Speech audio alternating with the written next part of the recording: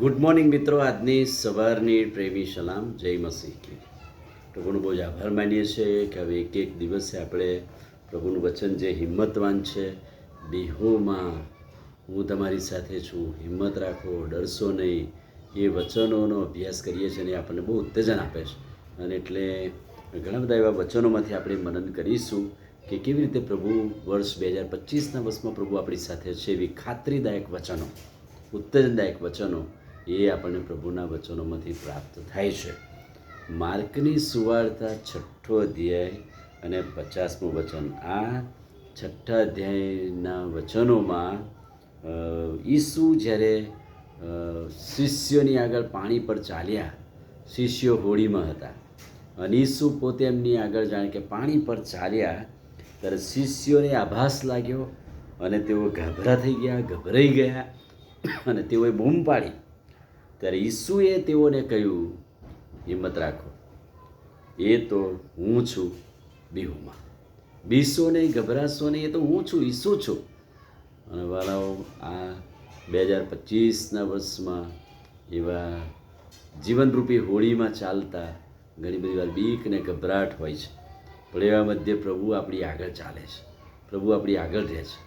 અને એવી ગભરાટવાળી પરિસ્થિતિમાં બી જઈએ, ગભરાઈ જઈએ, ત્યારે પ્રભુ કહે છે કે હિંમત રાખો, બીહોમાં, એ તો હું છું. ને એ ખાતરીદાયક વચન કેટલું અદ્ભુત છે કે પ્રભુ કટોકટીભરી પરિસ્થિતિમાં આપણને હિંમત આપતા કહે છે કે બીહોમાં, બીસો નહીં, હું છું.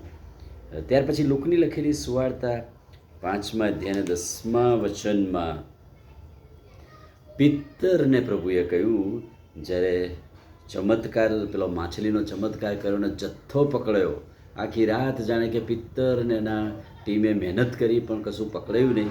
પ્રભુ એમની પાસે આવ્યા અને પ્રભુએ કહ્યું કે હું તમને કહું છું કે તમારી જાળો એ જમણી તરફ નાખો. અને જમણી તરફ જાળ નાખવાથી માછલીનો જે જથ્થો હોય ને એનાથી પિત્તર ગભરાઈ ગયો. અને પિત્તર ગભરાઈ ગયો ને કહે કે પ્રભુ, હું પાપી જ માણસ છું, તું મારાથી દૂર જા. ગભરાઈ ગયો. અને ઈસુએ તેને કહ્યું કે પિત્તર બીસમાં, હવેથી તું માણસોને પકડનાર થશે. ત્યાં પ્રભુએ આ ચમત્કાર મારફત એની બીક દૂર કરી, ગભરાટ દૂર કર્યો અને એને એક તેડુંને દર્શન આપ્યું કે હવે તું ફૂલ ટાઈમ સેવામાં આવીશ અને જેમ માછલાનો જથ્થો પકડ્યો એમ હવે માણસોને સુવાર્તા પ્રચારનું કામ કરીશ. અને અહીંયા અદ્ભુત ઉત્તેજનદાયક વચન પ્રભુએ આપ્યું એને કે તું બીસ નહીં, ગભરાઈશ નહીં, હવેથી તું માણસોને પકડનારો, સુવાર્તાનું કામ કરવા માટે તારણ ને તેડું ને દર્શન પ્રભુએ આપ્યું. ત્યાર પછી પ્રેરિતોના કૃત્યો 18મો અધ્યાય અને 9મું વચન. સંત પાઉલનો અનુભવ. કરિન્થમાં સંત પાઉલ પ્રથમવાર જ ગયા અને ત્યાં સતાવણીઓ પણ થઈ, ગભરાટ પણ થયો અને શિષ્યો, એના બીજા શિષ્યો પણ એની સાથે હતા, સાથીદારો પણ હતા. અને કરિન્થ શહેરમાં જ્યારે એ બોલવા ઊભો થયો ત્યારે પ્રભુએ શું કહ્યું? તું બીતો ના, પણ તારે શું બોલવું? છાનો રહેતો ના, બીસ નહીં, કેમ કે હું તારી સાથે છું. તારે શું બોલવું હું તને કહીશ. સંત પાઉલને ઉત્તેજન આપતા પ્રભુએ કહ્યું કે છાનો રહેતો નહીં, બોલજે, હું તારી સાથે છું.